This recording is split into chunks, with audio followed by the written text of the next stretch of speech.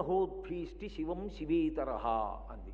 శివుణ్ణి నిందించిన వాడికి మంగళములు కలగమంటే ఎక్కడి నుంచి కలుగుతాయని అడిగింది. ఎక్కడ శివ నింద జరుగుతుందో, ఎక్కడ శివ దూషణ జరుగుతుందో అక్కడ మంగళములు ఉండవు అని ఆవిడ తీర్మానం చేసి చెప్పింది లోకానికి. చెప్పి ఆమె అవతార పరిసమాప్తి చేసింది దాక్షాయిణిగా. ఆమె దాక్షాయిణిగా ఉండగా పరమశివునితో కలిసి క్రీడిస్తున్నప్పుడు హిమాలయ పర్వత పార్శ్వముల యందు విహరిస్తుండేది. అలా విహరిస్తున్నప్పుడు మేనకాదేవి చూసింది, హిమవంతుని భార్య. హిమవంతుని భార్య అయినటువంటి మేనకాదేవి చూసి, నాకు ఇటువంటి కుమార్తె జన్మిస్తే బావుణ్ణు అని మనసులో సంకల్పం చేసుకునేది.